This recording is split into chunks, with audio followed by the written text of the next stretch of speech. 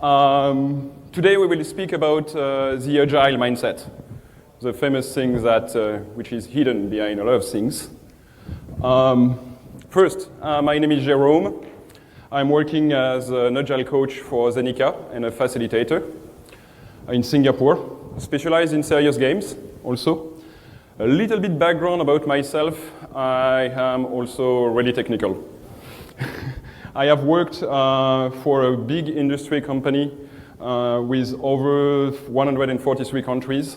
So I met many people and I try to understand them in all of these countries for more than 15 years. And other things about me, but you can read it. Today, we will speak about the Agile Mindset. The Agile Mindset is something that at the beginning it's a little bit strange, because when you start to speak about Agile, people speak about tools, framework, processes, principle, but there is one thing behind also they speak about, it's the Agile Mindset. But it's really difficult to apprehend it, so my contract with you today is I want you to understand it a little bit better. But it is my own vision. So you can disagree with me, and I will be happy. If you want, after I can give you the slides, you will have some references, a lot of books to read, articles on internet, and also some bonuses, some video you can watch, and some little exercise you can do at home. And my contact. So, why do we need it? Why do we need it? When I started development and started to think about Agile, I didn't care at all about the Agile mindset. Completely. It was something unknown for me. I didn't care about it. But I discovered multiple things. That when I arrived and starting to work, I had to discover multiple frameworks.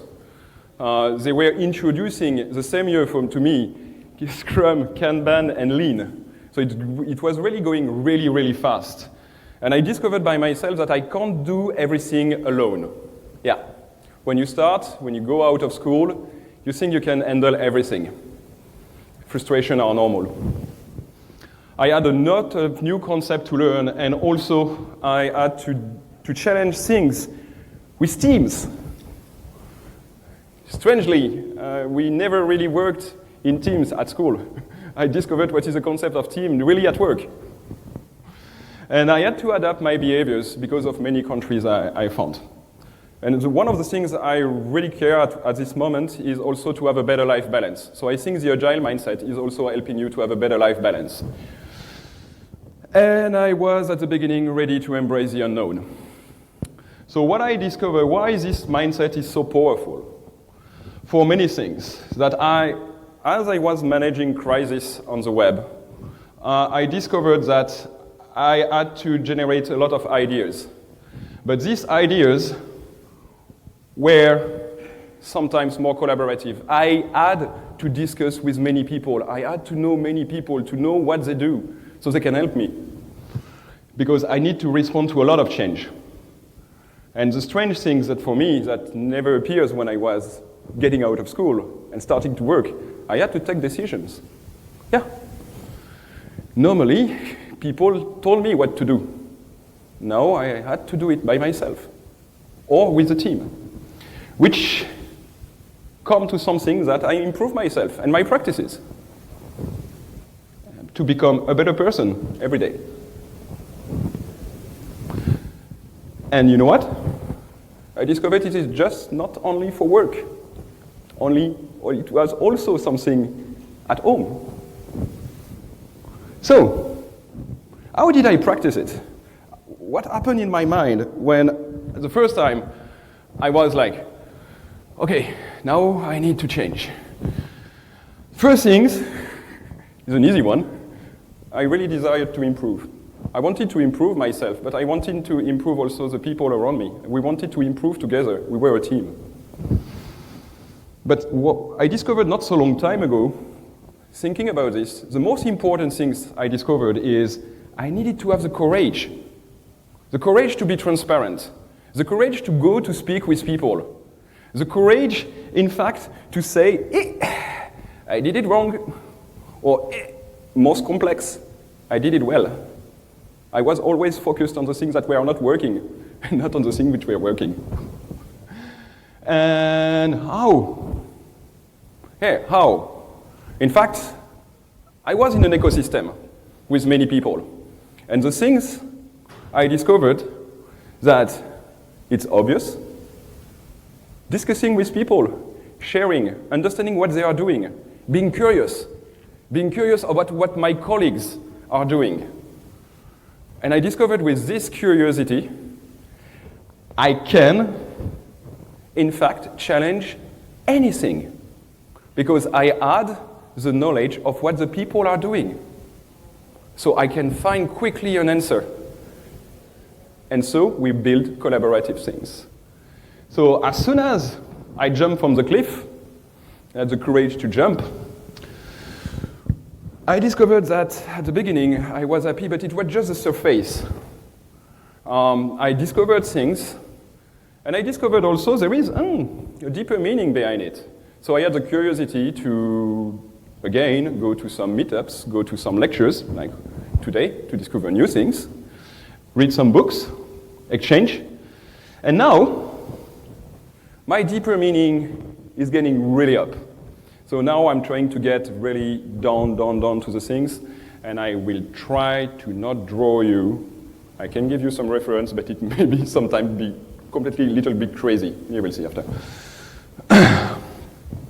So, how does it work? How does my brain work? There is something which is interesting. At the beginning, I was thinking that I have the personal brain and a work brain. Yeah, because like I have my work, and I have my personal life. And you know what? My brain do no compartment at all. There are some studies, if you want to look, that there is no actually brain, right brain and left brain, and no personal brain and no work brain. I discovered something which is really interesting. In fact, the experience I had at home influenced my work. And the experience I had at work influenced my home. Yeah. How many times did you come back home happy from work, and in fact you spend a good evening? And when you woke up happy in the morning, when you start your work, you are happy. It may happen that you may not be happy after. Yeah. Again, frustration are normal, but with a kind of mindset, you can try to change a little bit the way you are in order to adapt a little bit. We will see it later. So I discovered this when, in fact, I entered in university by an experience. I started Aikido, Japanese martial art. And I was, like, it was the first time I did a martial art, and I was amazed, like, the first thing I did is, like, I asked my sensei, yeah, I want to be a master. How much time do I take to have a black belt? And my sensei answered to me, you know what? When you have a black belt in a martial art, you're just a beginner. You are beginning the practice. You know your body. And this changed the way I was doing my university. I didn't think that having a diploma or a certification make me an expert. It gave me enough to start to learn properly and to go deeper and deeper. And since this, I decided to jump in it. But I agree, this is difficult. You cannot say that you are the same person at work and at home. Of course, you can have different personality. You want to protect your personal life.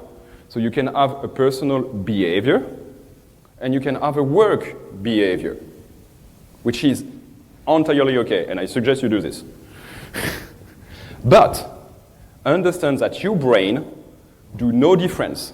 Any experience you will have will influence both of them.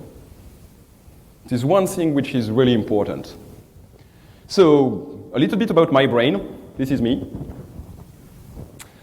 My brain is like the golden circle of Simon Sinek. How I got interested about things. I got interested about the why of the things I'm learning. Why is so important? Wow, I have my haha moment in my head. And after what I do, how can I apply it and personally hack it in everything? So I'm hacking everything. So give me a game, I will use it at work. I will try to find some concepts. But how is like also something, what are the mechanisms behind it? What are the value also? Why I got interested about it? And at the end, finishing by the what? Yeah, now I understand it. What will I do to apply it? In my life and in my work, or both, or sometime none, because it's useless. But I like it. Then I discovered one thing, in fact. Your brain is like a hard drive. Oh, at least it's my vision. Your hard drive is fragmented. In fact, you accumulate so much things in your life, so much experience, that you know it's a moment like you're, oh, yeah. You watch a TED talk, you go to cinema, you read a book, and in fact your brain did the connection. Like it's really a neuronal connection. And this, finish to this, at the beginning, your brain with your ideas are like on the top one.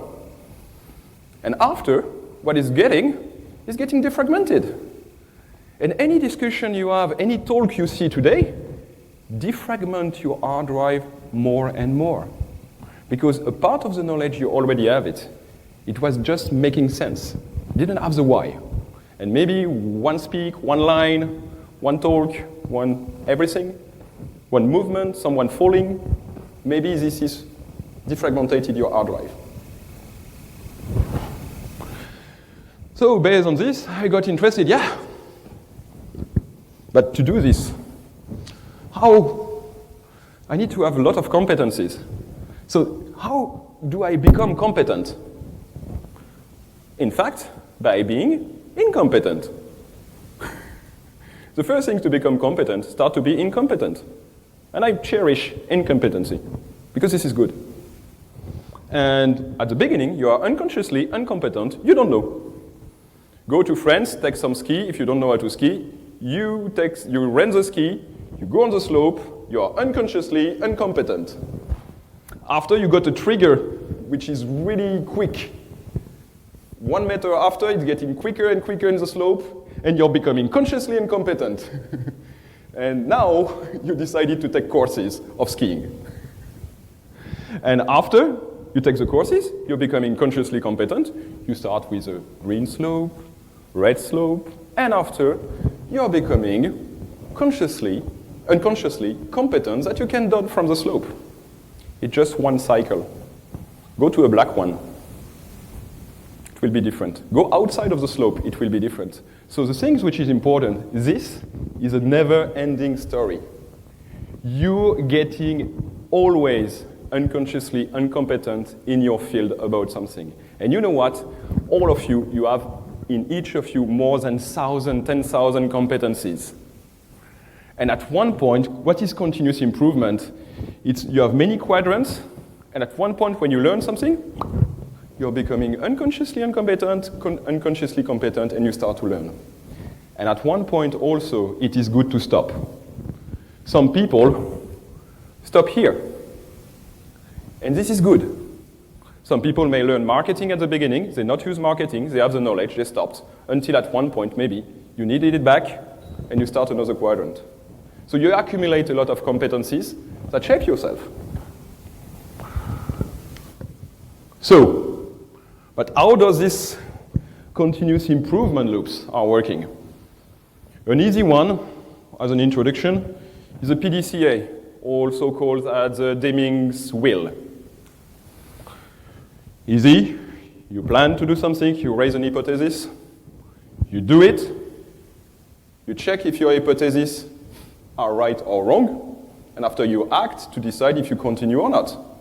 And one of the examples when we speak about PDCA is when you start to plan, you can ask yourself 5 why in a row to go deeper in the hypothesis, and you go deeper and deeper and you try to improve. So anytime, in fact, you do continuous improvement, you think of it, You do it, you check it, and you said, I'm fine.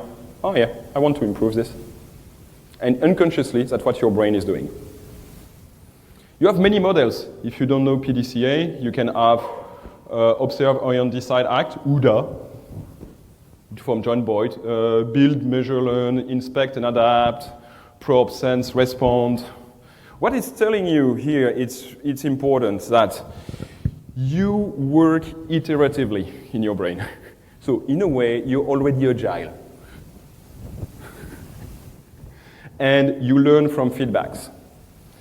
But feedbacks is not like what people think, like, oh, give me a feedback. No, feedback happens every time. You can have oral feedback, visual feedback. Feedback is just an input of information. I don't want to get you falling asleep, but if you are really interested, I suggest you to start to look about the work of cybernetics from Lambert Weiner in 1948, when he explained that a system work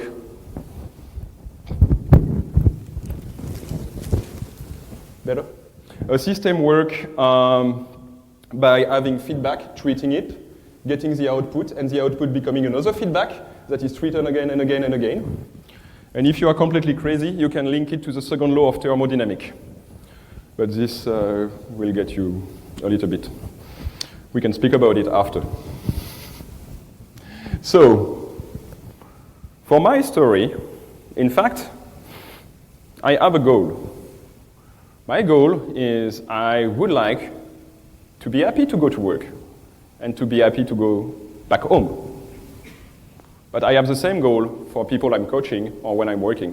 I want everyone to have a good life balance. And for this is the things I am supporting. Could be the Agile Manifesto, which in a way, it explains also many things that the responding to change, which you are doing all the time in your life, or in the individual and interaction, or the customer collaboration, or even more, the stakeholder collaboration. You're collaborating with everyone. Or could be also many frameworks like Art of Agile, the value is also important, or Modern Agile, like experiment. Yeah, what I like in experiments that people sometimes saying like, oh yeah, fail fast and fix quick. But I like to reshape this idea of failing because some people have a negative things about failings. Me, it's positive, but for most of the people, it's negative. So I prefer to say that I experimenting because in experimentation, you have this feedback loop and this continuous improvement. So the idea is I invite you to experiment. And of course, one thing is agnostic agile. I'm not stick to a framework. Prefer to use the one which is the most useful if you understand the value for the different case. So this is the way I approach the agile mindset. The agile mindset is not fixed on anything. It can be open to everything. So, let's start now about a small recap about the agile mindset. First, the step. Experiment. I invite you to experiment everything. Experiment in your personal life, experiment in your work life. Have the courage to experiment. And don't worry, if you fail, you will learn. And if you succeed, you will learn. In both ways, you will learn. Collaborate. Your brain is not enough. Many brains is better. Collaborate, discuss with people, share, go to meetups, go to some lecture like this. Accept the change. This is one of the things that I really try to not say I am right or wrong. I accept the fact that I may be blurry. Generate value. Yeah. One thing in an agile mindset, what's driving people when I discuss with many, even some which are here, that in fact we are driven by generate value. You can generate value for yourself, and it is nice. And you can also generate value for others. Or you can even generate value for your end customers when you're developing an application. So generate value is one of the things which is driving, in fact, this agile mindset. And it is just the beginning. You have many things. You can listen more as an action. You can just try to understand better the vision. Try to ask questions. I encourage you to be curious. Try to understand the things. I place continuous learning, but this is something that all of you are doing all the time. You are all continuous learners until you continue, until the end. And find your strengths. One thing, a lot of people have difficulty to express their competencies, the skills. But you know, you have thousands of them. You are all competent and highly competent. So, this is my personal schema about what is the agile mindset. It is a lot of competencies from professional to personal. Some of them can be used. Personal one can be used professionally. How many of you have children or have a girlfriend when you need to plan a dinner and you have to reschedule something at work? How do you, yeah, thanks. How, and what did you do? You adapt to change. You understand the value of the things. You try to collaborate. You try to discuss with the people in order to check if it's okay for them. You reschedule everything. So by, in fact, having a dinner with your girlfriend or taking care of your children, you can reuse this experience at work. The same behavior you had, just using it at work. You already know it. So all of these skills can be useful. Okay, some really personal or some that really work, some especially really for work, like crisis management, like things like this. Like I suggest you to not use it at home. Maybe disruptive a little bit. But this, all of this, it generates a kind of mindset that for the agile way of thinking will change your behavior, will adapt, will make you better understanding the principle of things, the frameworks, the tools, the value and the principle.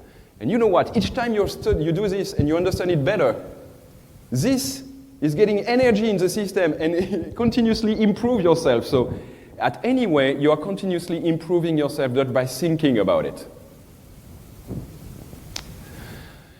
And I want to do a small exercise with you. Can you all raise your finger up? Yeah. You will draw a clock, a big clock, and you will turn clockwise, like this. Yeah, you will do a big clock. And you go down, and you're still looking your finger. You go down, you go down, you go down, you go down, and now you're looking your fingers. You are all now turning anti-clockwise. You started clockwise, you're finishing anti-clockwise. And at one point, you know what? In the middle, there is a line. So the things I invite you today and tomorrow and after is changing perspective on things. Go to a lecture completely fresh. What you know is there is maybe a blind spot behind it. Try to observe the system from a different angle. And you maybe have your haha moment at this moment, and you say like, this now I understand. So I invite you all to come back to all lectures you will follow completely fresh of mind and be ready to continue to learn what you started. And if you ask me for the slide after by email, I can send you a lot of references if you're interested about the article of Agile Mindset. Some of them I disagree, but I prefer you to choose your own opinion about it. The things about the different manifesto. I also on the software craftsmanship manifesto as an old developer. Some books which are really interesting. I invite you to look at the second book from Alexis Monville from Red Hat. He will do the closing lecture tomorrow. I invite you to go here to the keynote. Really good book. Buy it. Invite you also to meet people, share, collaborate. Take the chance that you are all here to start to speak together with new people. Invite them to discuss. And go to see some movie or some art exposition and stuff like this. So in the slide, you will have a bonus with classical music flash mob, where I invite you to look at it and say like, what is Agile behind it? I can explain Scrum Master, Product Owner, DevOps with just this video. Second one is an Australian guy, which is Primitive Technology, which is building a forge. And he never stopped until he's making it good. But at one point it was good before. Why he continue? Or some personal things like the Google methodology, Search Inside Yourself, and Kim Scott Radical Candor. So, take a picture here, take my email, send me an email if you want the slide. I will be happy to share it with you. And if you want to give feedback, you can scan this QR code, or you have one on the door. Thank you all.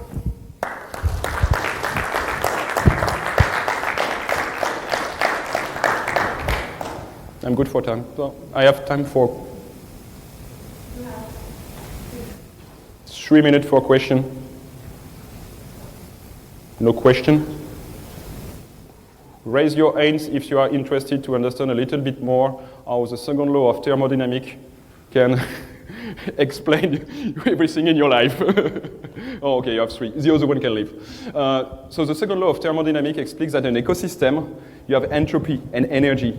When you fulfill this energy in it, in fact, the entropy is getting higher. So more you give energy to a system, more it's getting higher. Now change the word ecosystem by team. Put more energy in a team and it's getting bigger. Give less energy and it's irreversible. It will go down. But at one point, if the system is giving energy and the other system is giving energy, you have a system at the equilibrium.